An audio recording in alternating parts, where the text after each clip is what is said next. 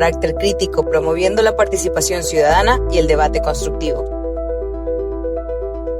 El Quijote es una radio digital enfocada en temas políticos, económicos, educativos, culturales y sociales. Su objetivo, ofrecer contenido de calidad con carácter crítico, promoviendo la participación ciudadana y el debate constructivo.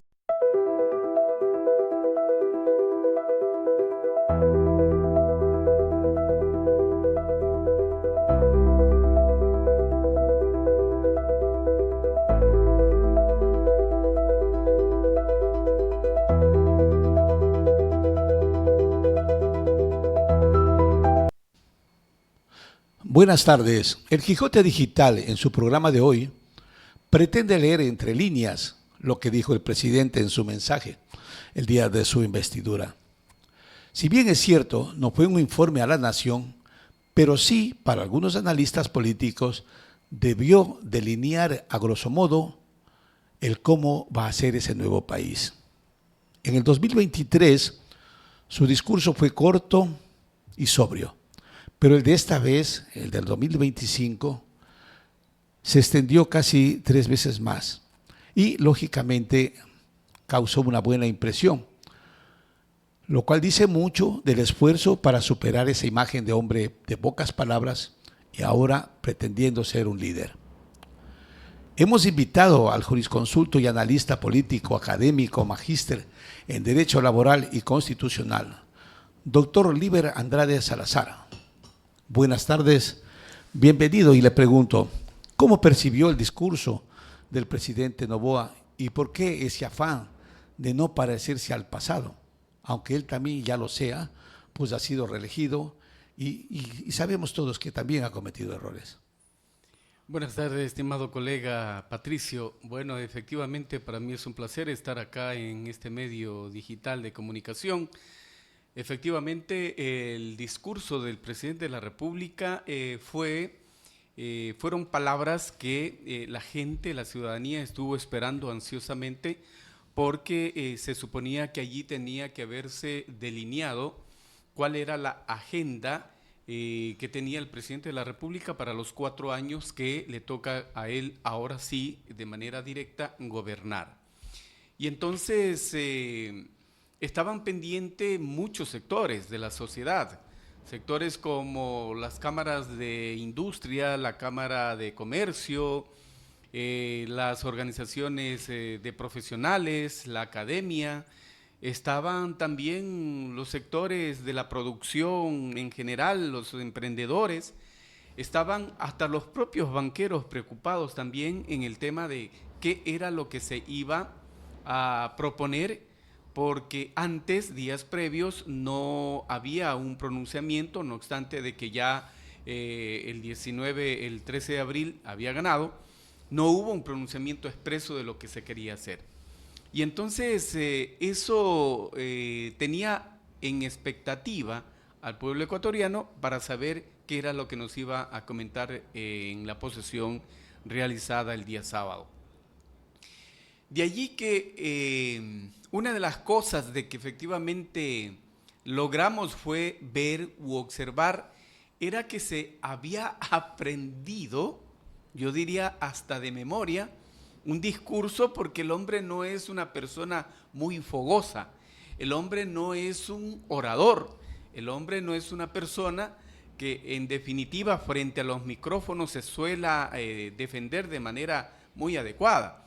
Es más bien la persona, es más bien el funcionario de cortas palabras, de pocas expresiones, pero también con expresiones muy contundentes.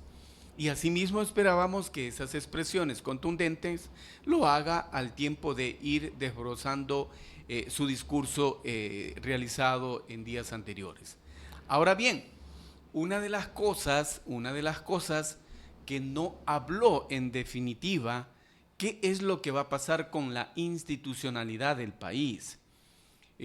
A duras penas se logró allí evidenciar lo que decía respecto de que se iba, en definitiva, a combatir el problema de la inseguridad a través de la persecución, investigación y posibles sanciones que él tenía que hacer, por supuesto la otra función del Estado, en este caso la función judicial, para aquellas gentes que están alineadas fuera de la normativa jurídica ecuatoriana y que deban responder por sus actos ilegales, injurídicos, que están causando zozobra en este momento en el Ecuador.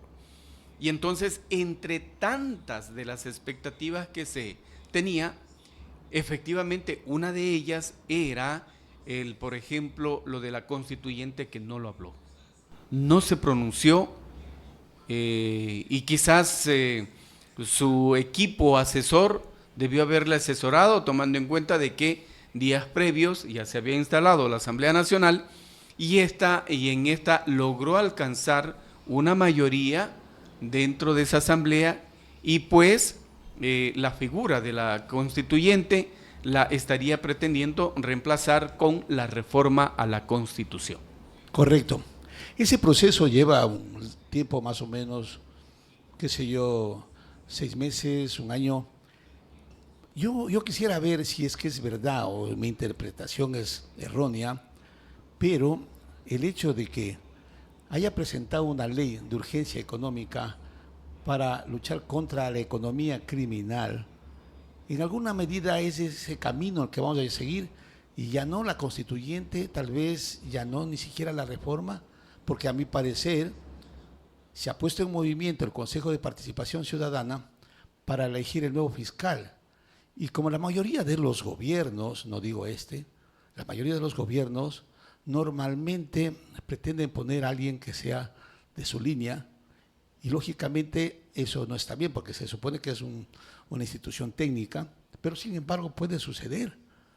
¿No cree usted que puede pasar eso realmente cuando ha vuelto inclusive a poner otra ley ahora? Y de esa manera, en alguna medida, nos tiene, digamos, ocupados, y ya nos olvidamos un poco de las reformas, un poco de la constituyente, y vamos avanzando a través de la aprobación con la mayoría que tiene ahora de esas leyes. Bueno, evidentemente que el panorama previo a la posesión sí cambió. Logró obtener la mayoría en la Asamblea Nacional, y eso en su equipo asesor le debió haber hecho entender que con eso no hacía falta una constituyente, porque la constituyente sí te iba a implicar por lo menos unos 2 años hasta que se logre mantener y tener un nuevo texto constitucional. Entonces, para tanto, hasta tanto, se iban a seguir agravando los problemas de inseguridad en el país. Se iban a ir agravando el problema de la economía en el Ecuador. Y por ello es que más bien el ministro de la Gasca, que es uno de los voceros más efusivos, ya empezó a hablar de que efectivamente la constituyente no iba a ir, sino que más bien la vía para poder sortear una serie de normas o de instituciones que están impidiendo una labor del gobierno nacional para poder afrontar la problemática delincuencial, para poder afrontar la problemática económica, la problemática cultural, social, etcétera, es hacerlo a través de la vía de la reforma constitucional, porque ya estaría contando con los votos en la Asamblea. Correcto. ¿Y por qué entonces, perdón? Eso, como tú decías, efectivamente sí lo lograría hacer. Y me parece que esa es una de las cosas en la primera ley que tú hiciste alusión, es adecuado, porque es que los ecuatorianos están pidiéndole al gobierno nacional, le piden a la policía, a los militares, mayor presencia de la institucionalidad en los barrios, en los sectores urbanos marginales, porque allí ya es casi invivible. Es casi difícil tener una vida, tener una interacción entre los propios vecinos, porque las bandas organizadas, criminales, los tienen prácticamente cooptados, están prácticamente rodeados. Y entonces una de estas es eso. Yo creo que con esta ley, la primera ley, que por cierto ya pasó del CAL, y ya ahora ya se pronunció el día de ayer la Comisión de Desarrollo Económico, para que luego empiece con la tramitología y pueda luego pasar al Pleno de la Asamblea y ser aprobado. Me parece que mañana es la primera discusión. Ajá. Entonces, Me parece que eso es importante. Eso es importante. Y urgente. Digamos. Urgente. Porque así como se está hablando de que hay una serie de acciones que están quitando, si se quiere, de alguna manera el prestigio del presidente de la República, la popularidad del presidente de la República, porque él hablaba pues que con su nuevo mandato él inmediatamente iba a tomar acciones y obviamente esas acciones las tiene en este momento plasmado en estas dos leyes que tú has hecho referencia. Sí, me parece importante que en este momento, claro, se ataque lo que es urgente, pero también no hay que dejar aparte lo importante. Y a mí me parece que el tema de la elección del fiscal o la fiscal, pues también es importante para cualquier gobierno. Y yo debo entender de que el gobierno de Noboa no solo se va a quedar con estos 4 años, sino va a pretender seguir los 4 años más. Evidentemente, entonces necesitas también un fiscal que sea aparente, porque a mí me ha molestado un poco el hecho de que, por ejemplo, se estén dando nombres como que fuera esto una participación política y no lo es. Escuché el nombre de Palencia, no escuché el nombre de la Gasca mismo, como tal. Y eso no puede ser. Y he escuchado en medios y con personas que opinan, digamos, y que son conocidos como, digamos, serios, entre comillas, pero el tema no es político. Entonces, a mí me preocupa es eso, que en vez de impulsar las reformas, porque ya sabemos que está descartado la constituyente, y impulsar las reformas, que en este caso, por ejemplo, hay unas que están aprobadas y ya no tenían que ir a la Corte Constitucional, lo cual sería un avance mucho más rápido. Pero ahí viene la inquietud mía, y que es el tema de que quien elige el fiscal es el Consejo de Participación Ciudadana y Control Social. Vamos a esperar entonces que primero se elija el fiscal y algunas autoridades para luego sí plantear la reforma y anular el Consejo de Participación Ciudadana. Esa es mi inquietud. Puede ser, porque efectivamente de la mano de la aprobación de esta primera ley del combate a la delincuencia organizada, se va a mover todo el aparataje de investigación, se va a mover todo el aparataje de la función judicial al momento que ya se tenga a personas aprehendidas. Y por supuesto, para que tenga efecto de manera directa, debe llevarse a cabo una investigación por parte de la Fiscalía General del Estado, una instrucción fiscal por parte de esta entidad de manera seria, técnica y no política, que es lo que se requiere en el país. Entonces, por eso es que hay la preocupación, y entiendo que deben estar preocupados el equipo asesor y el mismo presidente de la República, para el Consejo de Participación Ciudadana impulse ya el proceso de designación de o del fiscal general de la Nación, tomando en cuenta ahora ya la ausencia de la señora doctora Diana Salazar, que para el gobierno significaría tener un hombre o una mujer como fiscal que tenga la misma predisposición de investigación, la misma predisposición y valentía para poder sostener ante los jueces del orden penal y poder alcanzar una sentencia, y de esa manera vaya el país logrando tener al menos una calma. Pero lo que sí es peligroso es lo que usted señalaba. No podemos, bajo el pretexto de que ahora todos estamos imbuidos con la nueva idea, con el nuevo gobierno, bajo ese argumento no se puede permitir que se empiecen a dar nombres precisamente de personajes que han estado vinculados con este gobierno. Porque lo que sí debe hacer el gobierno en el caso de la Fiscalía es dar el apoyo logístico, es dar el apoyo presupuestario para que esta entidad pueda realizar la investigación necesaria y puedan empujar los procesos penales en contra de estas personas. Y para eso, obviamente, se tendría que equipar tanto a los fiscales como a los señores peritos, como a la Policía Nacional, como a los propios militares, para que puedan realizar ese papel. El gobierno nacional sí tiene que cuidarse, porque la Constitución sí te establece la independencia de funciones. Este es un asunto que está plasmado en la Carta Política del Estado, en el sentido de que lo que haga el Ejecutivo y alguna disposición que quiera dar el Ejecutivo hacia la función judicial, hacia el Consejo de Participación Ciudadana, hacia la función electoral, hacia la función legislativa, está vedado, porque se debe respetar la institucionalidad para que ésta tenga realmente la independencia del caso y no se vinculen a personajes de carácter político.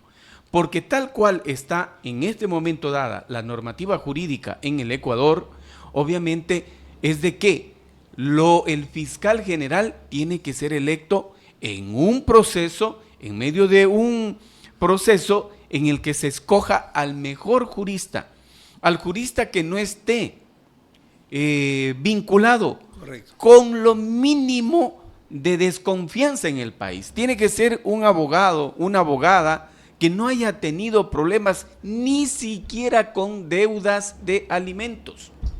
Porque el momento que un ciudadano dentro de este proceso de escogitamiento del fiscal aparezca allí como un deudor de pensiones alimenticias, ya puedes imaginarte qué es lo que va a hacer ese personaje.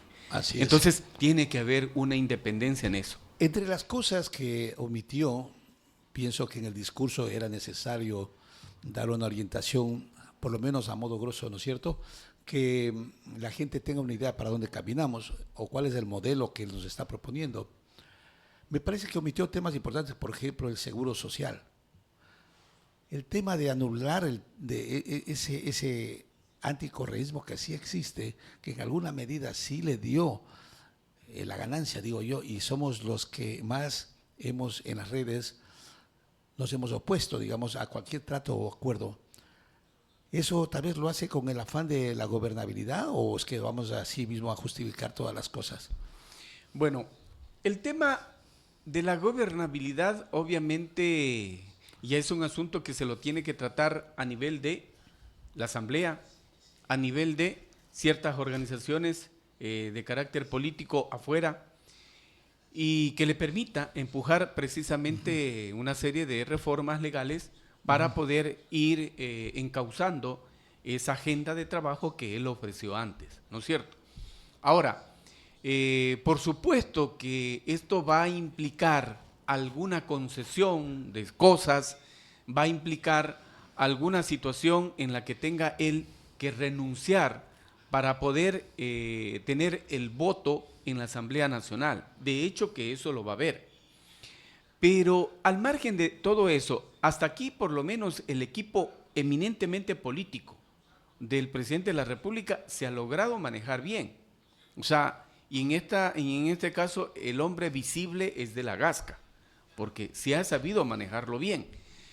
Pero no hay que olvidarse de todas maneras que todo ello tiene que ser en cambio, también va a haber, no tiene que olvidarse de la ciudadanía. Tiene que impulsar políticas públicas capaz de que se impulse también el proceso de acceso a la salud, de acceso al trabajo, ¿sí? Que haya la obra pública para que por lo menos eso se permita, ¿qué? Te permita tener trabajo para la gente que hoy por hoy está buscando de manera ansiosa. Y entonces todo eso requiere que el presidente de la República amplíe y sea abierto para poder manejar adecuadamente el tema de la gobernabilidad. Lo que tú manifestabas, que en el tema, por ejemplo, de la presencia del correísmo en el Instituto Ecuatoriano de Seguridad Social, no es solamente ahí, es a nivel de todas las instituciones del gobierno. El problema es que desde el 2008 hasta el 2016-17 que salió el expresidente correísta, ellos manejaron nombramientos definitivos y mucha gente está quedada ahí. Y esa es la gente que básicamente entrega información al sector opuesto de cualquier gobierno y no le va a permitir gobernar. Ellos son los que van a realizar, en definitiva, una acción de ingobernabilidad. Mire usted, ahora los medios de comunicación nos decían que algunos ciudadanos han sido aprendidos servidores públicos de la Dirección General del Registro Civil, que han sido los encargados desde adentro manejar el tema de las renovaciones de la cédula de ciudadanía, que son ellos los que en definitiva han estado, y grupos de personas vinculados al correísmo, los que han estado haciendo este tipo de negociación. Entonces, así como tenemos, al menos en ese ejemplo, en el registro civil, hay en muchas de las instituciones del sector público. Y ahora, para que usted no tenga esos servidores con esa incidencia, con esa influencia del correísmo, tendrán que pasar 20, 25 años hasta que ya se logren jubilar y que ya tengan que salir de esa entidad. Pero hasta tanto, lo que sí tendría que hacer, en todo caso, el gobierno nacional, es que a través de los departamentos de talento humano de cada una de estas instituciones, hacer el seguimiento y no encubrir ese tipo de corrupciones que se dan en todas las instituciones. Podríamos decir entonces que el presidente en su discurso dio señales de apertura para establecer el diálogo con otros sectores. Por supuesto, y no te olvides que allí él se agarró de una debilidad del sector indígena, porque allí efectivamente él trató de llevar a su caudal político los votos de este sector, y así lo logró. Y también logró, hasta el día de ayer ya acaban de destituir a un asambleísta Peña por haber votado a favor de que se siga discutiendo la primera ley que envió el presidente de la República. Entonces, logró también calar dentro de la militancia correísta para que esos se vengan al sector a favor de la propuesta que está haciendo el presidente Noboa. Solo que a mí me parece que el presidente allí sí tiene que tener un bisturí para poder echar un corte y poder designar a ciertas personas. Por ejemplo, una de las cosas que la gente ha estado criticando muy severamente es haber nombrado como directora de medios a la señora Marcela Holguín. Correcto. Haber designado como también funcionario a un ex asesor de Rafael Correa. Correcto. A un abogado. Fausto Jarrín. Claro, él era prominente correísta. Entonces, en la asamblea. Ahí sí debe manejar el equipo asesor de Noboa con bisturí. ¿Qué es lo que va a hacer? O sea, no pretende mandar un mensaje, digamos, a la asamblea o a los correístas de que cuando se salgan van a tener la posibilidad de ocupar un puesto importante en la administración. No creo yo, porque eso sí le haría daño. Porque el problema es que entonces, ¿cómo logra dividir? No hay cómo creer en un correísta. Ese es el problema. Tú no le puedes creer. Correcto. Oiga, así es. Hay correístas que van a los medios de comunicación y se frotan. Se dicen, somos manos limpias, igual que el que está en Bélgica. Manos limpias, vayan a ver lo que tienen. Entonces tú no le puedes creer. Hay mucha gente de ese nivel. Claro. Entonces, el gobierno tendría que cuidarse en ese sentido. Mira, hay un problema que me pareció en el discurso escucharle hablar de que va a ser obra pública, que va a reactivar algunas instituciones o empresas públicas para hacer obra pública, lo cual está correcto. Pero hablaba de que también iba a invitar a la empresa privada a participar, pero como de manera excepcional.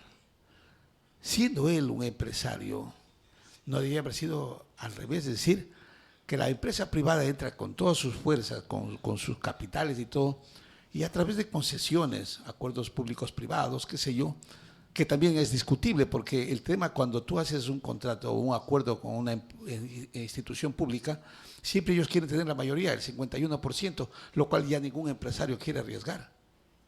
Entonces, a mí me pareció escucharle de que en alguna medida la obra pública y la asociatividad iba a ser con empresa privada, pero como de manera excepcional.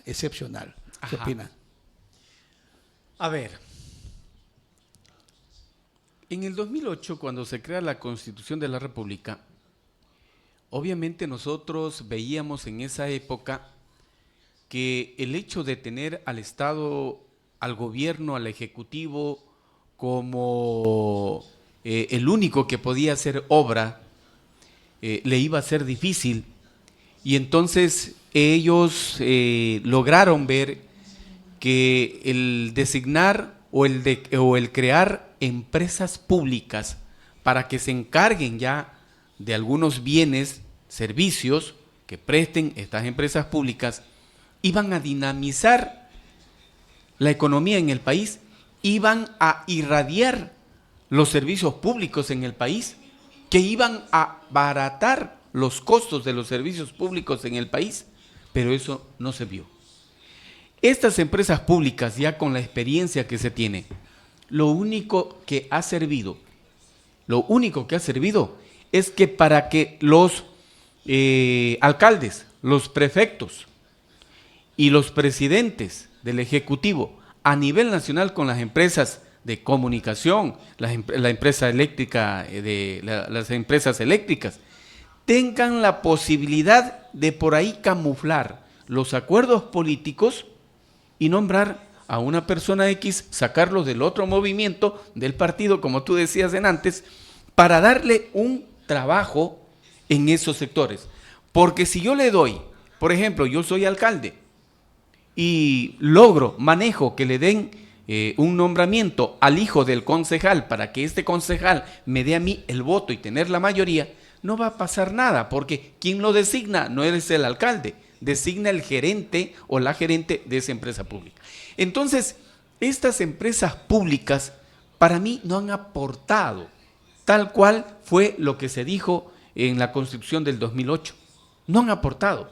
Lo que ha servido es más bien para ser una fuente de impunidad y tener allí a ciertos servidores públicos que de alguna u otra forma han venido a apoyar sus parientes a las autoridades principales del Ejecutivo o de los organismos seccionales en el país. Mira, yo en el discurso sentí de que la preocupación de él era, por ejemplo, entrar a participar en el tema de empresas públicas como Petroecuador, como SELEC, etcétera, a remover prácticamente a los mandos medios que me parece en lo personal son los que manejan esta situación. Entonces, creo que es necesario hacerlo. La ley lo permite, es que el problema es, estamos hablando de organizaciones sindicales muy fuertes, muy poderosas, privilegiadas, que impiden justamente estos cambios que los tiempos modernos exigen. Porque ya no es cuestión solamente de que la empresa tiene que mantenerse con la misma cantidad de empleados o personal si tenemos una tecnología que realmente prácticamente prescinde ya casi de la gran mayoría. Me gustaría que tú opines sobre ese tema. A ver, yo ahí tengo una opinión. Yo creo que el tema, y un poco concluyendo con lo de las empresas públicas, el presidente de la República, evidentemente, al momento de hablar en su discurso de que iba a trabajar con la empresa privada y a mantener la empresa pública, es porque sabe que esa va a ser una herramienta que le va a permitir tratar de mantener un nivel de gobernabilidad de pesos y contrapesos y poder tener una votación muy importante en la Asamblea, es donde fundamentalmente se tiene que decidir la situación pública. Pero yo creo que en las empresas públicas mucha responsabilidad no la tendrían tanto las autoridades que se designan allí. El tema no pasa por el funcionario de confianza que designe el presidente de la República. El tema pasa no solamente por el mando medio que hay en estas empresas públicas. El tema pasa por los servidores que están adentro. Ellos son los que básicamente en un momento determinado se complotan para poder no permitir que avance una política pública, que avance el derrotero de lo que piensa el gobernante de turno o de lo que piensa el gerente o la gerenta de esa empresa pública. Ese es el problema ahí. Mira tú, el problema del sindicalismo en el Ecuador no es un problema que eso te afecte el desarrollo del país, ni podemos decir que es el atraso. La empresa pública de electricidad, CENEL, tenemos una sentencia de la Corte Constitucional y claro, ahí se está hablando de que es el sindicalismo el que ha sacado adelante eso. No es así. Allí el secretario general, que es un funcionario, que es un servidor público, identificado con el correísmo, que es un servidor público, actualmente presidente de esa escisión que hubo del Frente Unitario de Trabajadores, que ahora ellos le hicieron Central Única de Trabajadores. Él es el que utilizó su dirección en el sindicato de CENEL para presentar una acción de protección y hacer que con eso tengan derecho otros servidores que no tenían según la Ley Orgánica de Empresas Públicas. Claro. Entonces, ahí más bien es cuestión de personas, antes que esto que tú señalabas al inicio. Bien, como para concluir, me gustaría la última pregunta. ¿El discurso en sí fue conciliador? ¿Fue un discurso que buscaba, digamos, el no confrontamiento, la paz, digamos, o cuál es la imagen que él transmitió con esa manera, ahora sí, como diría yo, pretendiendo ser un líder y pretende con una oratoria que realmente dejó buena impresión en mucha gente? Verás, yo creo que más bien no es de que el discurso de él fue encaminado a buscar la paz con los sectores sociales. No, él más bien sí fue muy directo. Él dijo que iba a combatir a la delincuencia criminal organizada, que iba a combatir a la narcopolítica, que iba a combatir el lavado de activos que tenemos en el país. Lo cual no me parece suficiente. Claro. La propuesta de la ley no es ahí, porque en el tema no se está hablando, ahí no entra el SRI, no entra el SNAI, no entra nadie. O sea, nadie de los entes económicos como la UAFE. Sí, ejemplo. Lo que pasa es que ellos tienen ya un papel ahora. Correcto. Y lo que sí se necesita es que estas autoridades asuman esas funciones que conforme le determina la misma Constitución y la ley. Y lo que se necesita es designar autoridades que realmente no se dejen doblegar por esta gente que está organizada alrededor del crimen en el Ecuador. Entonces, el momento que tú designes a un funcionario, a una autoridad que no se deje doblegar de esto, entonces ahí va a salir y va a salir bien librado el presidente de la República y el gobierno nacional. Mira, líder Andrade, yo quisiera agradecerte mucho la presencia, nos has ilustrado mucho en el tema, digamos, político y qué sé yo, administrativo del país. Yo espero que podamos volvernos a ver. Hay muchos temas interesantes que analizar y con el criterio y la experiencia tuya, pues evidentemente será un aporte para todos los radioescuchas de El Quijote Digital. Gracias. Gracias, Patricio. También yo aspiro a volver acá a estos micrófonos porque efectivamente el tema de la política es un asunto que siempre ha estado con nosotros presentes. Correcto. Y obviamente, a lo mejor no podemos ser concejal, asambleísta, estar en elección popular, pero todos los ecuatorianos tenemos que hacernos en nuestro cuerpo nuestro lo que pasa en la cosa pública, lo que pasa en el Estado, lo que pasa en el gobierno. Correcto. Porque es que somos nosotros los responsables de lo que mañana hagan los gobiernos de turno. Si no elevamos nuestra voz de protesta, no damos nuestro criterio, la corriente nos va a arrastrar y vamos a ser... De hecho, la falta de participación ciudadana es que nos tiene como nos tiene ahora. Evidentemente. Porque si nosotros tuviéramos ese valor y ese deseo, digamos, de salir adelante, deberíamos participar siempre, ya sea opinando o ya sea, digamos, participando en las instituciones públicas o privadas. Así es. Gracias de nuevo. Gracias. Buenas tardes. El Quijote es una radio digital enfocada en temas políticos, económicos, educativos, culturales y sociales. Su objetivo, ofrecer contenido de calidad con carácter crítico, promoviendo la participación ciudadana y el debate constructivo. El Quijote es una radio digital enfocada en temas políticos, económicos, educativos, culturales y sociales. Su objetivo, ofrecer contenido de calidad con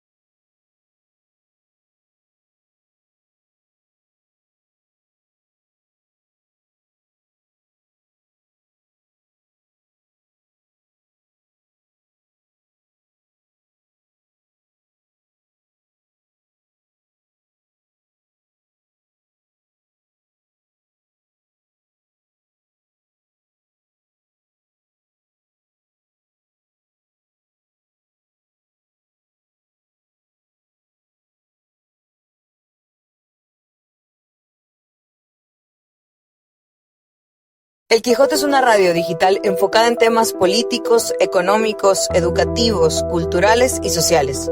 Su objetivo, ofrecer contenido de calidad con carácter crítico, promoviendo la participación ciudadana y el debate constructivo. El Quijote es una radio digital enfocada en temas políticos, económicos, educativos, culturales y sociales. Su objetivo, ofrecer contenido de calidad con carácter crítico, promoviendo la participación ciudadana y el debate constructivo. El Quijote es una radio digital enfocada en temas políticos, económicos, educativos, culturales y sociales. Su objetivo, ofrecer contenido de calidad con carácter crítico, promoviendo la participación ciudadana y el debate constructivo. El Quijote es una radio digital enfocada en temas políticos, económicos, educativos, culturales y sociales. Su objetivo, ofrecer contenido de calidad con carácter crítico, promoviendo la participación ciudadana y el debate constructivo. El Quijote es una radio digital enfocada en temas políticos, económicos, educativos, culturales y sociales. Su objetivo, ofrecer contenido de calidad con carácter crítico, promoviendo la participación.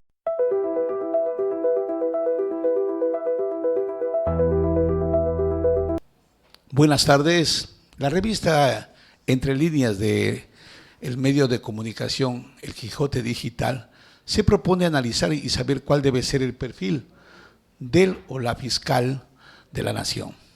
Luego que ha dejado sus funciones y con un perfil muy alto la señora fiscal Diana Salazar, hemos invitado, y digo de nuevo, a la doctora en jurisprudencia, licenciada en Ciencias Políticas y Sociales, magíster en Derecho Civil, Verónica Angulo, para que nos ilustre sobre este tema institucional de mucha importancia. Buenas tardes y bienvenida, doctora. Primero me gustaría saber cuál es su opinión sobre la labor de la exfiscal, la doctora Diana Salazar. Muy buenas tardes, pues muchísimas gracias aquí a ustedes por esta cordial invitación, porque es un tema muy importante que debe irnos involucrando a los ciudadanos y nosotros entender que a través de la Constitución ya se ha manejado y se dice cuáles son los requisitos para que se pueda nombrar a un fiscal general. Entonces, miramos todo este trabajo que ahora se ha realizado, todo lo que nosotros conocemos, todo lo que se ha hecho de forma pública, y obviamente se necesita alguien que también vaya acorde a lo que se ha venido realizando para poder ir enfrentando todos estos temas que se ha ido siendo ya público para la ciudadanía. Entonces, en este caso, la Constitución es clara y dice que para ser fiscal general del Estado se necesita ser ecuatoriano y estar en uso de sus derechos. Algo elemental y puntual, que tenga el título de abogado y que haya tenido también la experiencia de 10 años que haya ejercido dentro de este ámbito. Entonces, nosotros complementarios a eso, como ciudadanos debería existir una veeduría para que pueda mirarse también el trabajo que están realizando, mirar también de fondo lo que se está haciendo, porque nosotros miramos. La fiscal general, obviamente, ella venía de una carrera también ya dentro de fiscalía, porque ella había empezado hace 24 años a trabajar. Ella empezó como asistente de fiscal. Entonces, quizás esto le permitió mirar y visualizar los procesos y procedimientos internos que tenían dentro de este aparataje institucional, que le permitió también poder llevar a cabo todo lo que ha realizado, porque entendamos que también es un trabajo arduo y fuerte, e incluso de poder enfrentar todo lo que nosotros hemos visto. Mire, habiendo ofrecido la doctora Diana Salazar quedarse de manera prorrogada en sus funciones, me parece que fue muy intempestiva la salida de ella. O sea, se supone que ella podía renunciar el momento que ella quisiera, pero me pareció como que fue muy apresurado, ¿no? Porque ella ofreció en alguna medida esperar la designación del nuevo fiscal o la fiscal, sin embargo lo hizo con mucha anticipación. ¿Usted lee alguna cosa ahí entre esa? Quizás miremos lo que pasó en control de participación ciudadana, lo que ha existido, y obviamente también tenía ella un asistente que venía trabajando con ella desde cuando fueron nombrados, y el que está actualmente de fiscal general, Wilson Toainga, él estuvo de lado ya desde el 2019, recordemos que él fue nombrado como fiscal subrogante. Entonces, quizás esa fue una parte que también le permitió dar un paso al costado, pues, y darle ese espacio para que también puedan trabajar, porque dentro de lo que nosotros hemos visto, obviamente la Fiscalía no es que ha tenido independencia judicial, porque ha estado de manos y sobrellevado de lo que es la función judicial. Entonces, todo esto, pues nosotros como ciudadanos debería ver la probidad como profesional, como persona, para que se pueda llevar esto a efectos diferentes, que sea en beneficio de la ciudadanía y que los trabajos que se vayan realizando puedan ser continuos, porque nosotros entendamos que son etapas, son fases. Entonces, si hay una investigación, si hay una instrucción, si hay una etapa de juicio, entonces todo esto van a llevar a ciertas circunstancias, a ciertas apelaciones, a ciertas etapas procesales donde se tendrán que continuar con el trabajo. Entonces, quizás por eso ella dio un paso al costado, porque su asistente entró ya en materia con ella desde antes. Conocía, claro, sí, cierto es, y han sido de carrera ambos prácticamente, y tiene experiencia. Entiendo que sigue la misma línea, y espero que así sea, la misma línea de la doctora Diana Salazar, es decir, con valentía, con probidad, y que sea, digamos, efectivo en cuanto a las denuncias, y las sostenga y las sepan sostener en audiencias. El tema es que la Fiscalía es una institución realmente importante en el país y en cualquier país. Hay mucha gente que anda como interesada en ocupar esos puestos, y realmente yo creo que es una institución técnica que debe seguir un proceso. Lo que me parece raro, bueno, acaba el Consejo de Participación Ciudadana en despertar, digamos, de ese letargo, porque casi no había hecho, ni había podido elegir casi 2 años. Y ahora ya tiene listo, digamos, ya ha llamado a un comité de selección, un comité ciudadano de selección, para establecer ya el concurso y llamar a la gente a participar, a los profesionales a participar. Es un proceso que puede durar de 4 a 6 meses. Mientras tanto, me pregunto yo, ¿por qué no se ha aplicado lo que se profesó o se hizo campaña en la época de reciente, donde Noboa ofrecía eliminar el Consejo de Participación Ciudadana a través de una constituyente o a través de una reforma parcial? Yo me pregunto por qué no haber presentado esa propuesta ya, y no al contrario, ahorita vamos a elegir primero un fiscal que a lo mejor sea, digamos, amigo del gobierno, por decirlo así, ¿verdad? Y ahí está la cuestión. ¿Le parece a usted medio raro esta cuestión? Porque yo digo, estamos hablando de 4 a 6 meses que se necesitaría para elegir. Estamos hablando que más o menos a fin de año estamos ya con fiscal nuevo, o fiscal, mujer. Entonces yo digo, ¿cómo ve usted esta cuestión? Bueno, como nosotros miramos y decimos, el control de participación ciudadana pues nos ha dejado muchas interrogantes, nos ha dejado muchas situaciones que en realidad no ha partido para el fondo y el fin que fue creado. No ha cumplido esas expectativas, sino por el contrario, ha sido el foco para que se pueda manipular a las designaciones de autoridades. Entonces, allí también hay que entender un poco en cuanto al presidente.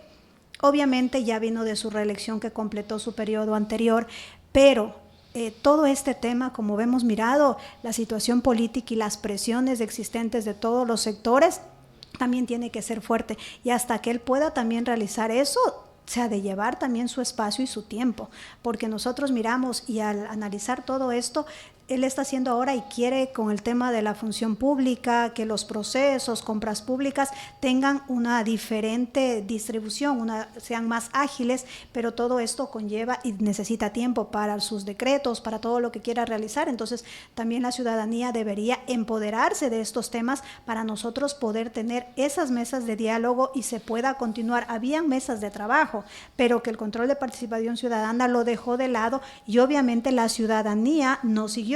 Por eso es que todas las quejas que se presentaba a nivel del control de participación ciudadana se quedaban en el sueño del olvido. No se seguía y pasaba el tiempo y recién después empezaron a darles trámite para poder realizar todas las actividades que ellos tuvieron que haberlo hecho.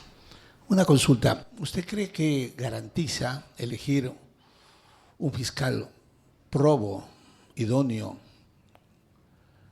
con el reglamento que tenemos a disposición, que lógicamente el Consejo de Participación lo dictó? Es un reglamento que garantiza realmente que tengamos un fiscal como merece, o por lo menos que pueda igualar o superar la vara que dejó la doctora Diana Salazar. Tenemos que tener esa esperanza, tenemos que tener esa fe y convicción de que pues pueda lograrse. Pero obviamente, como hemos visto la situación, como lo vuelvo y repito, la parte donde se ha manipulado, donde se ha hecho el tema político ha sido bien alto.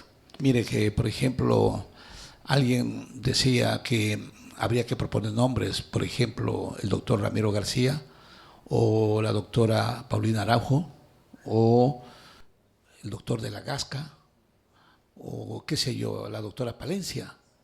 Entonces yo me pregunto, ¿esto es un concurso político o es un concurso técnico? Y realmente la Fiscalía debe ser totalmente autónoma, totalmente independiente de cada gobierno, porque se supone que está elegido para fiscalizar tanto los gobiernos pasados como el presente. Claro, pero es que no tiene, en la ley no tiene independencia. La Fiscalía no tiene independencia y el momento en que se nombra esto, vamos a seguir en el mismo tema y obviamente, como decía, se han escuchado nombres y la doctora Paulina Araujo, o sea, ha sido una persona que sí ha estado dentro de los temas e incluso dentro de los asuntos penales, siempre ha estado sobrellevando estos casos y sabe a ciencia cierta y a fondo lo que se ha suscitado. Pero yo creo que en todo caso, pues si el fiscal subrogante que está ahora sigue haciendo su trabajo de acuerdo en la misma línea y cumple los requisitos, pues obviamente también se dará un tema favorable. Mire, hay algunas partes donde se propone, aparte digamos de las pruebas académicas, hay una que es importante que me parece de la entrevista. Hay sectores que dicen que no es necesaria una entrevista porque eso determina que digamos se favorezca a determinado personaje, y de hecho sucedió antes así. ¿Usted cree que se debe suspender o se debe continuar igual? Porque es importante, ¿no? Un fiscal o una fiscal debe saber defender y presentar, digamos, sus elementos de convicción cuando va a establecer un juicio o una denuncia. Claro, es que precisamente por eso uno de los requisitos es que tenga ya 10 años de experiencia y en estos 10 años de experiencia dentro del ámbito penal. Entonces, para que así se pueda manejar todo lo que acabábamos de hablar, las instancias, las etapas y todo se pueda manejar de una manera acorde. Por eso decía, el momento en que le permitió a la fiscal Diana Salazar llegar a este cargo, también viene detrás toda su experticia, toda su experiencia, porque es diferente que llegue alguien que no conoce de procesos o procedimientos a que pueda ocupar ese cargo a alguien que sí lo haga. Entonces, el hecho de haber sido asistente de fiscal Entonces, le permitió conocer más de este ámbito, le permitió poder hacer mejor las cosas y obviamente poder llegar hasta donde lo ha hecho, y que sí se tendría que complementar porque debería haber justicia equitativa para todos. A mí me parece que ella sí sobrepasó realmente la función de una fiscal. Ella como fiscal podría haber pasado tranquilamente su proceso y no haber complicado su vida futura, ¿no es cierto? Hizo unas acciones muy valientes, como sindicar un poco de gente poderosa realmente.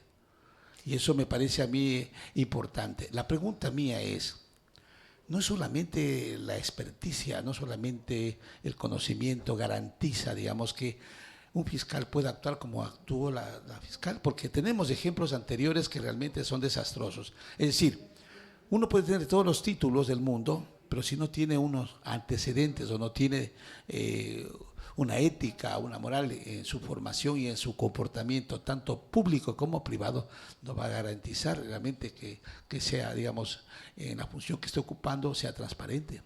Claro, es que es esencial, y la transparencia del ser humano siempre viene de la mano de los valores que haya aprendido y ejercido dentro de su vida cotidiana, y esto lo va a enmarcar dentro de su vida profesional. Entonces, todo esto es algo elemental, y la probidad del profesional como de la persona debe ser elemental.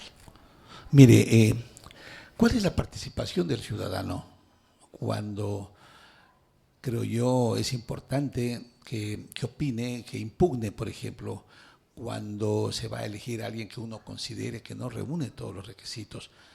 ¿Usted cree que la ciudadanía debe participar como a veces se ha hecho a través de las redes, por ejemplo?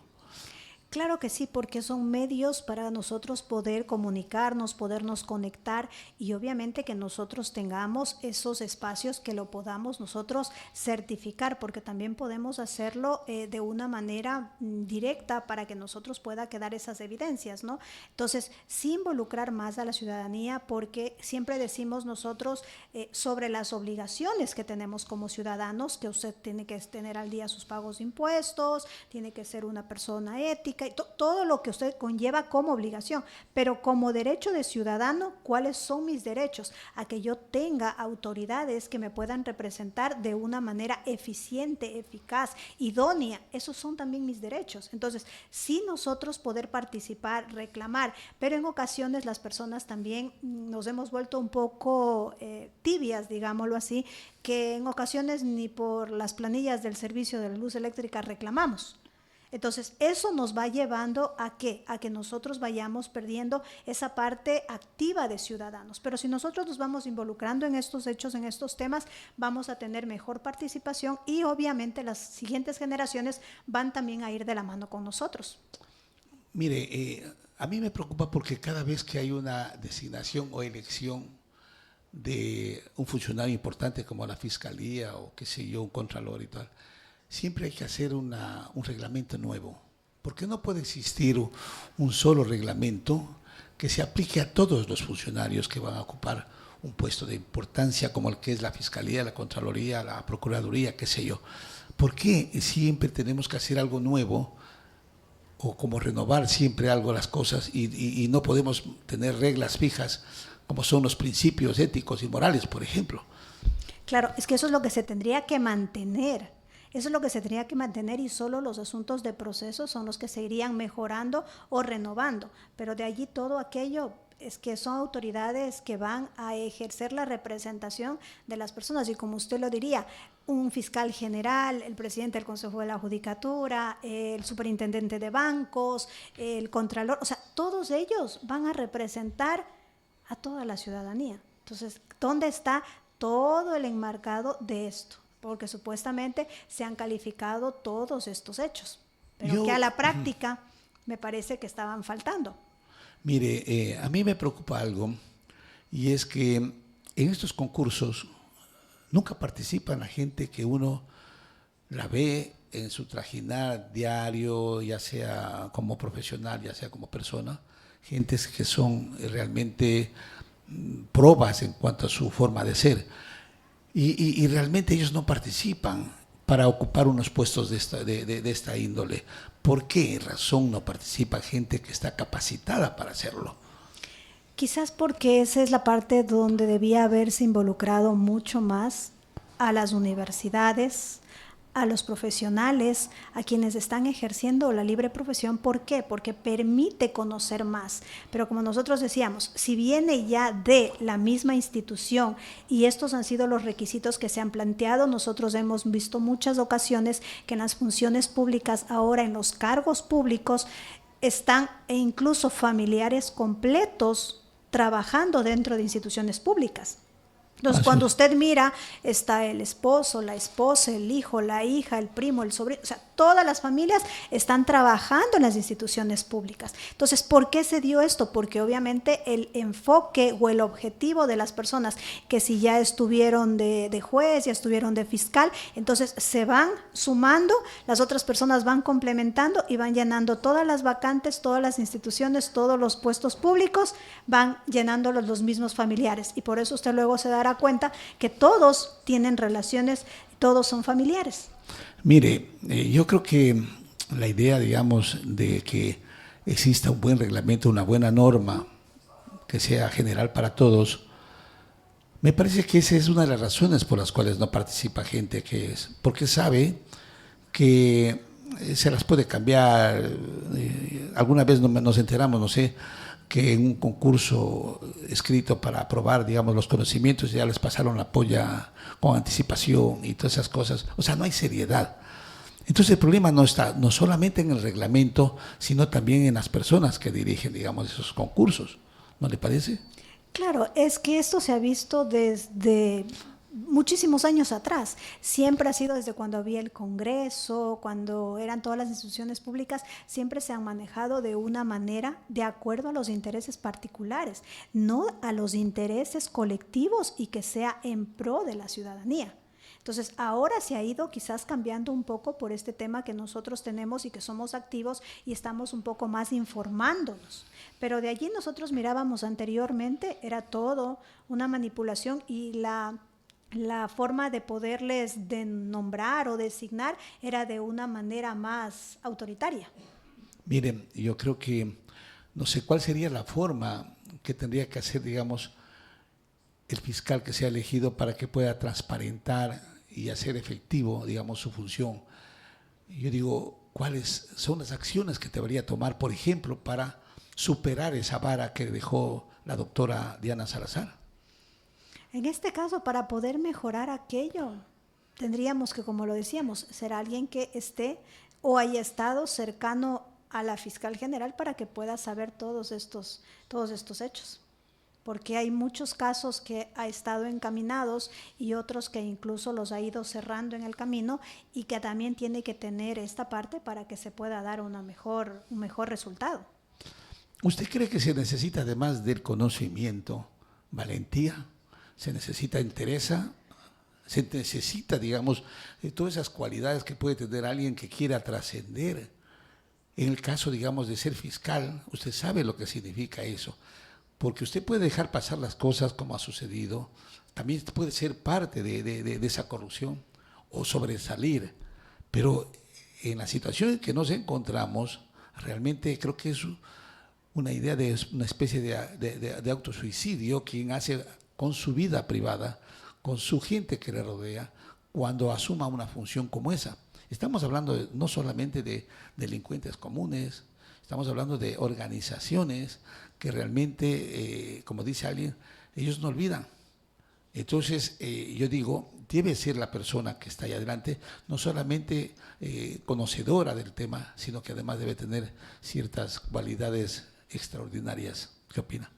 Claro que sí, es que sin duda alguna la valentía es uno de los requisitos personales con mayor necesidad, porque una persona que ya esté en este cargo expone tanto a su persona cuanto a su familia y a todas las personas que le rodean, porque con todo lo que hizo, con todos los casos que se fueron abriendo y con todo lo que fuimos enterándonos en el camino sobre las situaciones legales existentes, entonces obviamente se va a dar una situación distinta. Entonces, para mí y para cualquier ciudadano, pues en el común va a darse cuenta que la valentía, la sagacidad, la experticia ha sido una de las principales necesidades. Mire, ¿cómo cree usted que debe manejarse el tema de la fiscalía con el tema político, digamos? ¿Usted cree que realmente la fiscalía se mueve también calculando, haciendo cálculos políticos? Porque yo entiendo que es importante también contar con el respaldo del gobierno de turno cuando uno hace una denuncia como la que se ha hecho.